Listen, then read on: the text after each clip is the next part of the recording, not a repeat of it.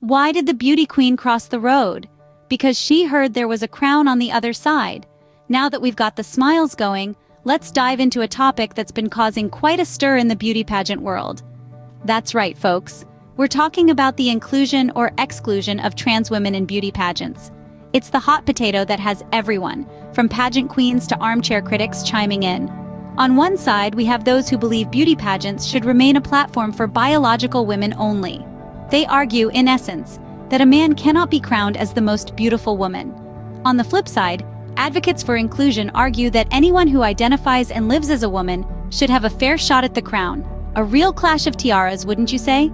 So, we have our stage set, the contestants are ready, let's move on to the next round.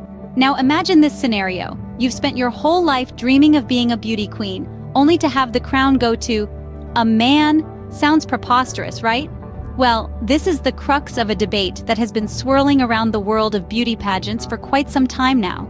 The question at hand is whether a trans woman who was biologically born a man should be allowed to compete in, and potentially win, a contest that traditionally celebrates the beauty of biological women. Now don't get us wrong. We're not here to judge or to dismiss the struggles and triumphs of trans women. They too are beautiful, unique, and deserving of recognition. But this debate is not about that. It's about the sanctity of a space that has been, for decades, a platform for biological women to showcase their beauty, their intelligence, their talents, and their grace. Beauty pageants, for many, are more than just a competition. They're a celebration of womanhood, of the struggles and victories of being a woman in a world that often undervalues them.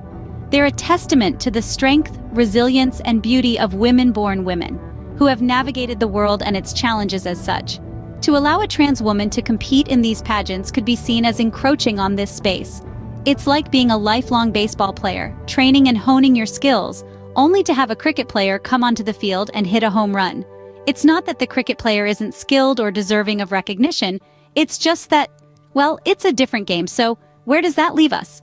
Is it fair to allow a trans woman, who hasn't endured the same struggles and experiences as a biological woman, to compete for the title of the most beautiful woman? Or should we preserve these pageants as a space for biological women, a platform that celebrates their unique journeys and experiences? So the question remains, should the tiara always rest on a biological woman's head? Let's delve deeper. But wait, there's another side to this beauty pageant story. Not everyone agrees with the no men in tiaras stance. Yes, you heard it right. There's a growing chorus of voices championing for the inclusion of trans women in beauty pageants, and their arguments are just as compelling. They argue that beauty isn't exclusive to biological women. It's about grace, style, and charisma, qualities that can be embodied by anyone, regardless of their gender at birth. They affirm that trans women, having walked the challenging path of self-discovery and transformation, bring a unique depth and perspective to the competition. They believe that excluding them from these platforms is a form of discrimination, and beauty pageants, as public spectacles celebrating diversity and empowerment, should be at the forefront of challenging such biases. So we've heard both sides of the argument. Where do we stand? In the grand scheme of things, the crown is just a symbol, but for many, it symbolizes a space that should be reserved for biological women. Beauty pageants, for decades, have been platforms to honor and celebrate the grace, charm, intelligence, and strength that is unique to biological women. They have been spaces where women have been able to voice their thoughts, showcase their talents, and be recognized for their beauty and brains.